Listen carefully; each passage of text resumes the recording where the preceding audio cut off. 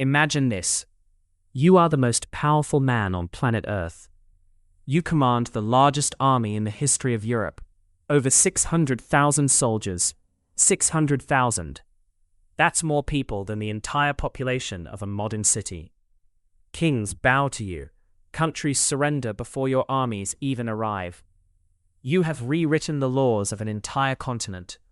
You have won battle after battle after battle, over 60 of them, against enemies who were bigger, older, and had more money than you. Your name alone makes generals nervous and emperors lose sleep. And now, you are standing in the snow. The temperature is 40 degrees below zero. Your men are starving. Your horses are dying. The greatest army ever assembled is falling apart around you, soldier by soldier, boot by boot. How did the most powerful man in the world end up here? That is the story we are going to tell today. Napoleon Bonaparte. Hey, welcome back. If you're new here, this channel is where history stops being a list of boring dates and becomes the most exciting story you've ever heard. And today? Today we have one of the greatest stories in all of human history. Now maybe you've heard that name before. Maybe a teacher mentioned him, or you saw a painting of a guy in a funny hat pointing at something dramatic. And maybe, just maybe, you've heard that joke. Why did Napoleon always keep his hand in his coat? Because he was feeling emperamental. Okay, we'll put the jokes away. Here's what I want you to know before we begin. Napoleon Bonaparte is one of the most complicated, fascinating, brilliant, and controversial human beings who has ever lived. He was a man who came from almost nothing, clawed his way to the top of the world, and then lost it all, not once, but twice. He changed the laws of France so completely that many of those laws still exist today, in the 21st century. He built roads and schools and reorganized entire governments. He won battles that military experts still study in universities right now. And he also made some catastrophic, heartbreaking mistakes that cost hundreds of thousands of people their lives. He was not a simple hero. He was not a simple villain. He was fully, completely, magnificently human. And his story has everything. Adventure, war, romance, betrayal, triumph, tragedy, and one of the most dramatic falls from power the world has ever seen. Are you ready? Let's go back, all the way back, to a small island in the Mediterranean Sea. Chapter 1. The Boy from Corsica, 1769 to 1778. Picture an island. Not a tropical island with palm trees and white sand, though. This island is dramatic and rugged, covered in steep mountains, dense maquis shrubland that smells like wild rosemary and lavender, and rocky cliffs that drop straight into the deep blue Mediterranean Sea. This island is called Corsica, and for most of its history, it was a place that the powerful nations of Europe basically ignored. It was too small, too rocky, too far from the center of things. But on August 15th, 1769, in the port city of Ajaccio, in a tall stone house on a narrow street, something extraordinary happened. A baby was born. His name was Napoleone Bonaparte. Now, say that out loud. Napoleone Bonaparte. Go on, try it. Later, when he moved to France, he would simplify it. Napoleone became Napoleon. Bonaparte became Bonaparte. But in the beginning, on this small Mediterranean island, he was just a restless, fiery, intensely curious little boy. Fun fact, Napoleon was actually not French by birth. He was born on Corsica, which had only been transferred from the Republic of Genoa to the Kingdom of France about 15 months before he was born. He was technically almost Italian. His father was Carlo di Bonaparte, a lawyer and minor nobleman. The Bonaparte family was educated and respected in Corsica, but they were not wealthy. Not by any stretch. They had a big family. Napoleon would eventually have 7 brothers and sisters, and Carlo worked hard to provide for all of them. His mother was Letizia Ramolino. And if you want to understand where Napoleon got his iron will, his ferocious drive, and his refusal to ever give up, look no further than Letizia. Letizia Bonaparte was a woman of steel. She ran the household with absolute discipline, She expected excellence from her children. She showed them very little physical affection by the standards of the time. No soft hugs and constant praise. What she gave them instead was something more valuable: strength, resilience, the unshakable belief that a Bonaparte does not complain, does not quit, and does not cry when things get hard. Napoleon would love his mother fiercely for his entire life. As a boy, young Napoleon was a handful. He was small for his age, something that would follow him and be talked about for the rest of his life. He was thin, with pale olive skin, intense grey-green eyes that seemed to be always calculating something, and dark hair that flopped across his forehead. He was also, by most accounts from people who knew him, absolutely exhausting. He got into fights constantly. He was stubborn beyond reason. He had a blazing temper. When things didn't go his way, he could throw screaming fits that rattled the walls of that stone house in Ajaccio. His older brother Joseph was gentle, easygoing, and popular. Napoleon was none of those things. But here's the thing about Napoleon: even as a tiny 7-year-old, he was brilliant. His mind worked faster than almost anyone around him. He devoured books. He was obsessed with mathematics. Obsessed with it. He could solve problems in his head that would take other children an hour to work out with paper and pencil. And he was obsessed with something else too: war, military history, battle strategy, the stories of great commanders, Julius Caesar, Alexander the Great, Hannibal. He read about them constantly, dreamed about them, played out imaginary battles in the fields and rocky hillsides around Ajaccio. The question was, what was a small, poor, brilliant, angry boy from a forgotten island going to do with all of that fire inside him? The answer was about to arrive, in the form of a letter and a scholarship, and a journey to a country whose language Napoleon could barely speak. Keep watching, because things are about to get very interesting. Chapter 2. The Outsider. Military School, 1778-1718. France, 1778. Napoleon is 9 years old. In 1778, Carlo Bonaparte managed something remarkable. Using connections, charm, and persistence, qualities his son would inherit in abundance, he secured a scholarship for young Napoleon to attend a military school in France. It was called the College of Autun, and then later the Royal Military School at Brienne-le-Château. Napoleon was 9 years old. He was leaving his family, his home, his island, and everything he knew to travel to a strange country. A country where he was an outsider from the moment he arrived. Think about that for a second. You're 9 years old. You're getting on a carriage, no cars, no planes, just horses on dusty roads, and traveling to a school in a foreign country.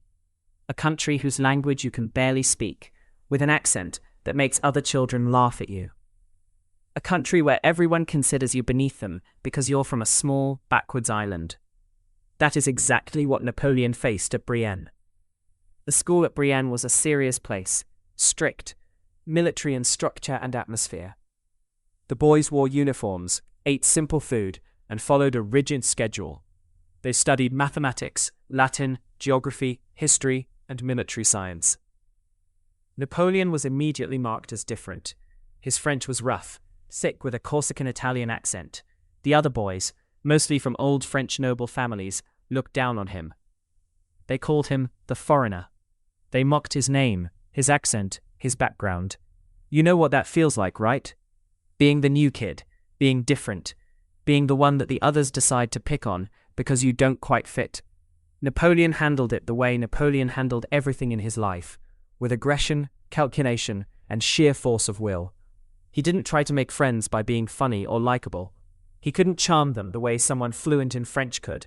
So instead, he became the smartest person in the room.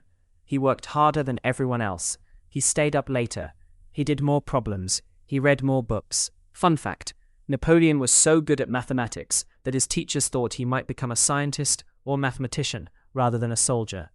He had a genuine gift for it that impressed even the most skeptical professors.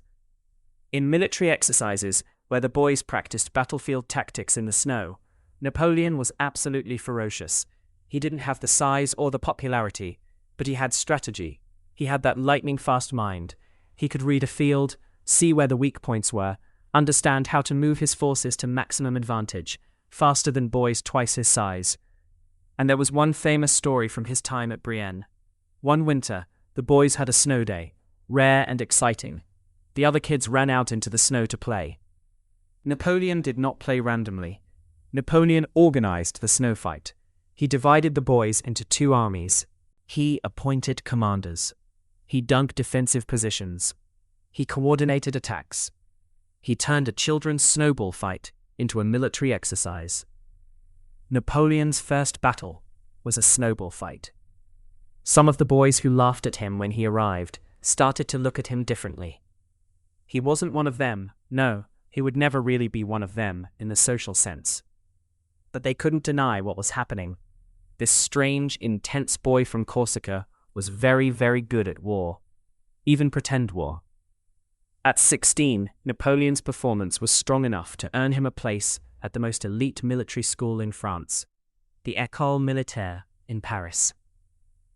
The National Military Academy, the place where France trained its finest officers. Napoleon arrived in Paris in 1784. He was 16 years old, still poor, still considered an outsider, and still burning with that fierce, restless ambition. He would complete the 2-year program at the École Militaire in 1 year. 1 year.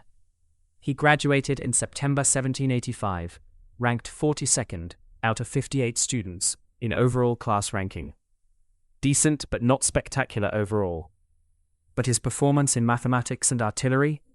Near the top of his entire class. He was commissioned as a second lieutenant in the French army at the age of 16.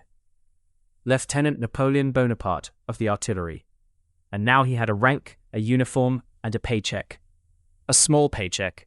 He was sending most of it home to help his mother and siblings after his father Carlo died of stomach cancer in 1785. But he had something more important than money. He had a foot in the door. And the world, although it didn't know it yet, was about to change in a way that would give that foot a chance to kick the door completely off its hinges. Because something extraordinary was about to happen in France. Something violent and terrifying and world-changing. Chapter 3. The world turns upside down. The French Revolution, 1789 to 1795. France, 1789. Okay, history lesson time. But I promise, this is not boring. This is actually insane. In 1789, France exploded.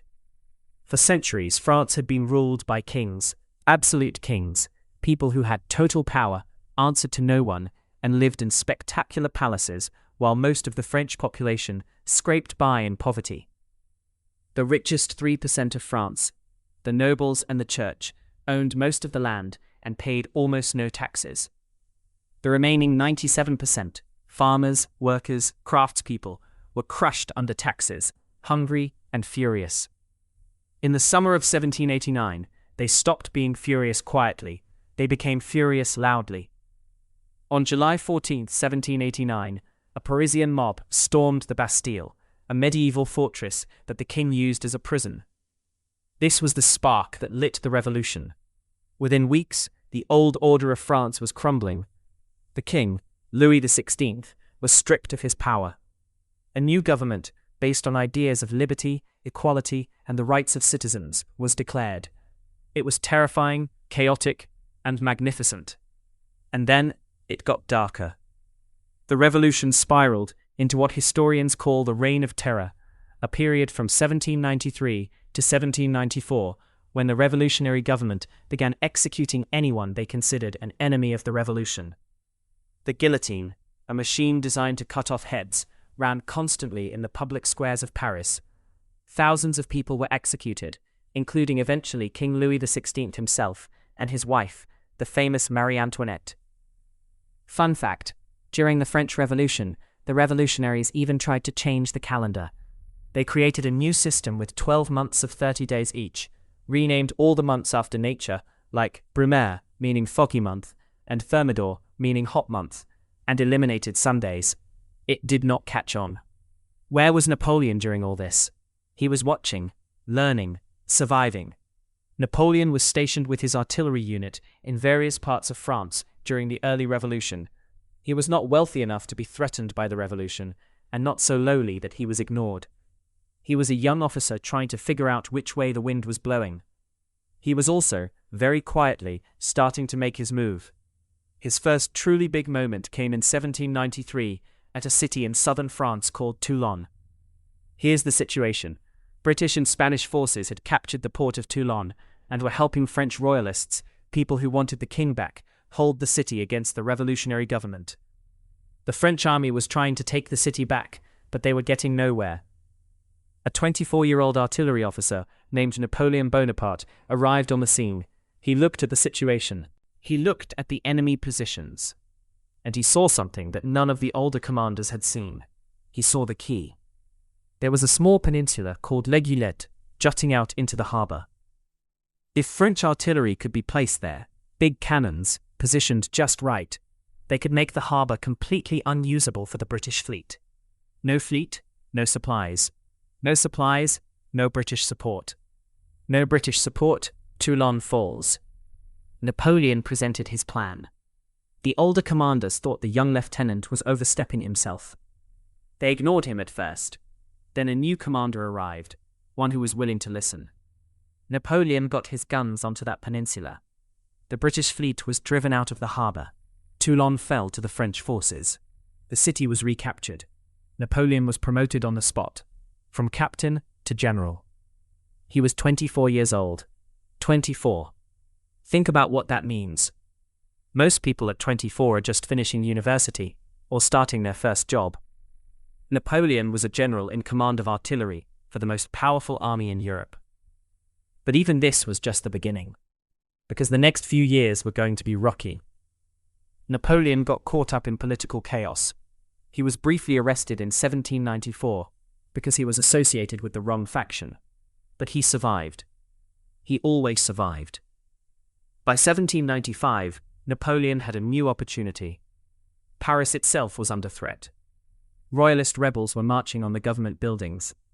The government desperately needed someone to defend the city. They called Napoleon. Napoleon positioned his artillery around the streets of Paris. When the rebels marched forward, he didn't hesitate. He ordered his cannons to fire directly into the crowd, a brutal tactic that became known as the whiff of grape shot. It worked. The rebellion was crushed. Paris was saved, and Napoleon, 26 years old, brilliant, ruthless, and absolutely fearless, was now the most talked about military commander in France.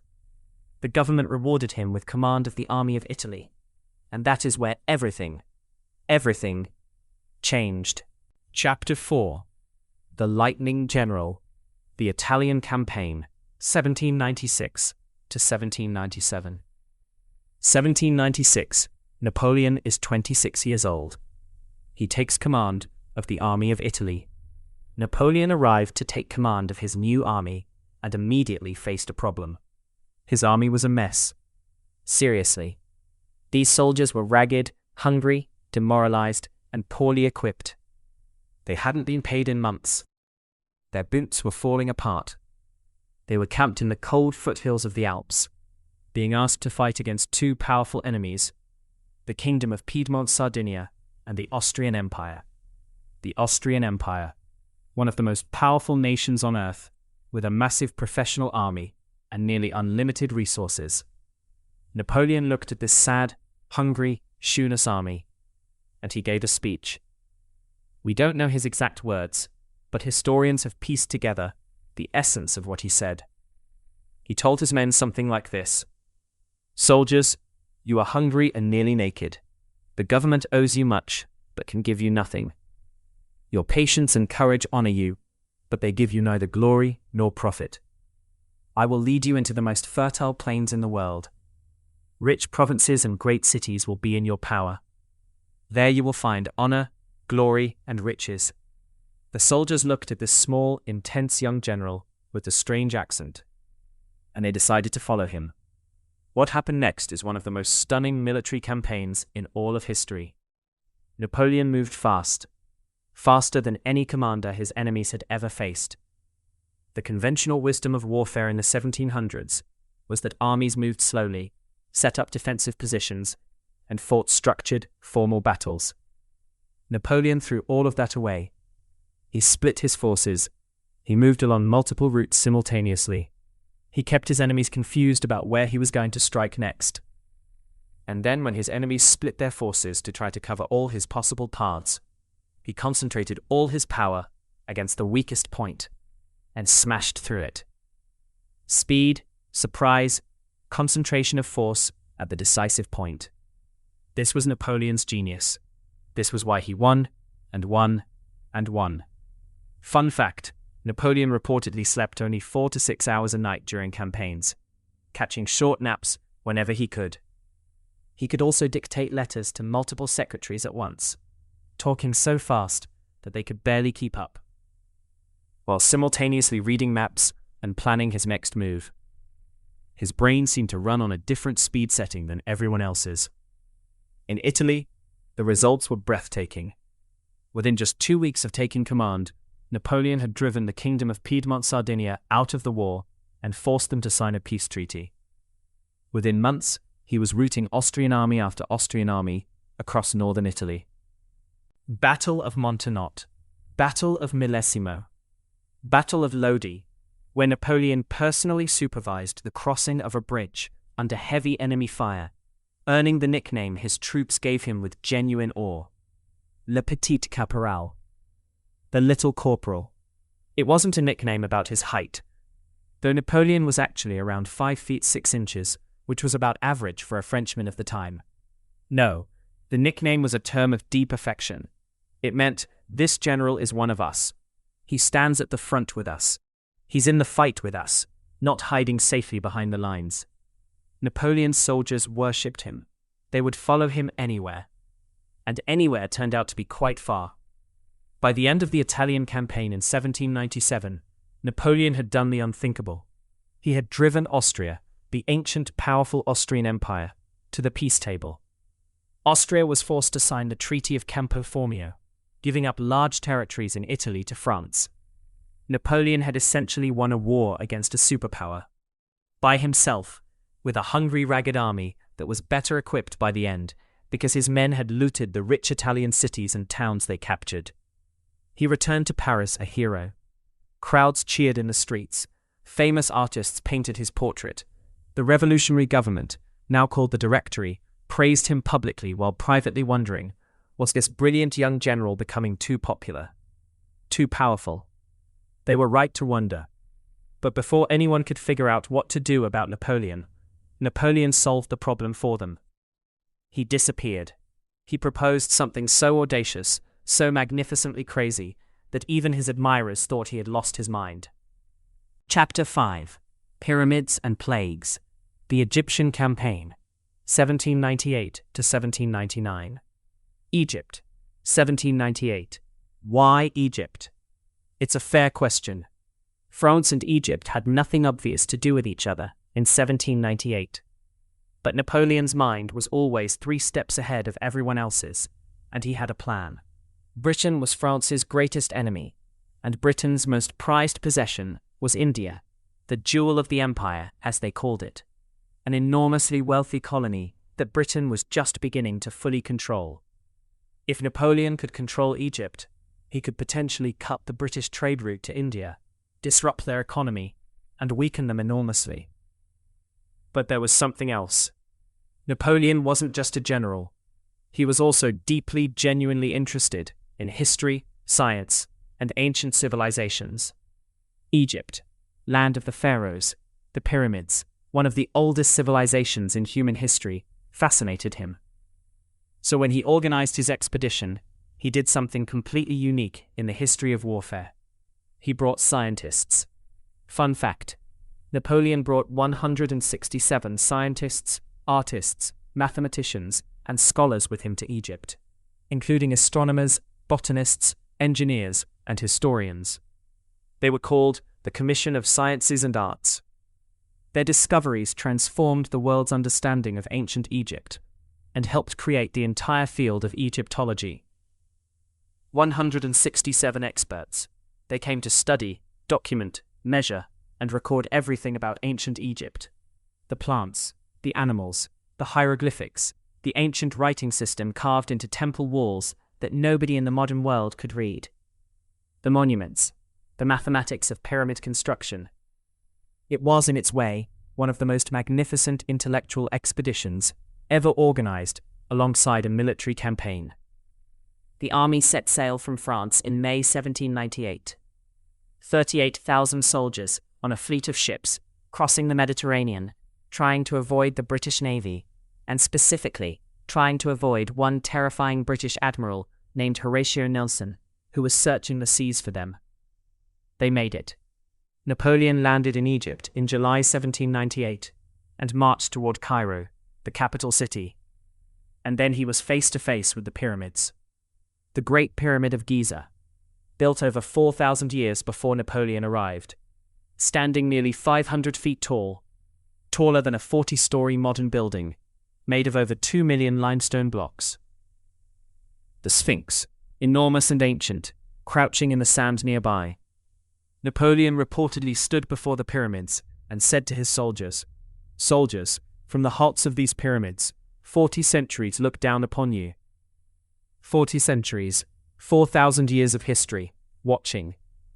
The French army then faced the Egyptian rulers, a powerful warrior class called the Mamelukes, at a famous battle called the Battle of the Pyramids, fought on July 21, 1798. The Mamelukes were formidable warriors, famous for their riding skills and their courage. They charged at the French army on beautiful horses, screaming war cries, with jeweled weapons flashing in the desert sun. Napoleon had faced his cavalry before. He arranged his army into large defensive squares, thousands of men in a rectangle, bristling with bayonets on all sides, with cannons at the corners. The Mamelukes crashed against these squares like water against rock. The Battle of the Pyramids was a total French victory. Napoleon captured Cairo shortly afterward, but then came the disaster. Remember Admiral Nelson, the terrifying British sailor who was hunting for the French fleet? He found it. On August 1, 1798, Nelson attacked the French fleet, anchored in Abu Qir Bay, near the Egyptian city of Alexandria. The battle that followed, the Battle of the Nile, was catastrophic for France. Nelson absolutely destroyed the French fleet. Ship after ship was sunk or captured. The French flagship, a ship called L'Orient, literally exploded, a massive fireball that people said could be seen from miles away. Napoleon and his army were now stranded in Egypt. No way home, no resupply, thousands of miles from France. And then things got worse. Plague broke out among the soldiers. Not a small outbreak, a serious epidemic of bubonic plague, the same disease that had devastated Europe in the Middle Ages. Soldiers were dying not from enemy bullets, but from disease. Napoleon visited the sick in their hospitals, trying to maintain morale. He reportedly helped carry a plague victim himself, partly to show courage, partly to show his men he cared about them, partly because he had calculated that the gesture would inspire them. Napoleon was always calculating. Even his kindness was strategic. That is one of the most complicated things about him. He tried an overland campaign into Syria, modern-day Syria and Palestine, to secure his position. But that campaign ended badly too. Most critically at the siege of the city of Acre, where the French was stopped cold. Napoleon was stuck, stranded, failing, so he did the most Napoleon thing possible. He left. In August 1799, Napoleon secretly boarded a fast ship with a small group of his best officers and sailed back to France, leaving his army behind in Egypt. The army would eventually surrender to British and Ottoman forces, but Napoleon wasn't there to see it. Some people called this abandonment. Some called it strategic genius, getting the most valuable asset, himself, back to where he was most needed. Here's the thing though, he got away with it, because when Napoleon arrived in France in October 1799, he discovered that France desperately needed him. The government was a mess. France was losing wars on multiple fronts. The economy was in trouble. The people were exhausted and afraid. And Napoleon, brilliant, ambitious, and utterly fearless, saw his moment. What he was about to do next would change his life, and France and Europe, forever. Chapter 6. Emperor of the French. The Rise to Ultimate Power, 1799 to 1804. France, November 1799. November 9th, 1799. This date has a fancy name in French history. 18 Brumaire. That's because the revolutionary calendar had renamed the months. Brumaire was their word for the foggy autumn month. On this date, Napoleon executed a coup d'état. Coup d'état, a French term that means a sudden seizure of power. How do you pull off a coup? Napoleon did it with a combination of political maneuvering, military intimidation, and sheer force of personality. Working with two members of the current government, Emmanuel Sieyès and his own brother Lucien Bonaparte, who was conveniently the president of the Council of 500, France's parliament, Napoleon arranged for troops to surround the government buildings. He then appeared before the legislators and effectively told them, "Change is happening, whether you like it or not." There was chaos. Some legislators shouted, some tried to resist.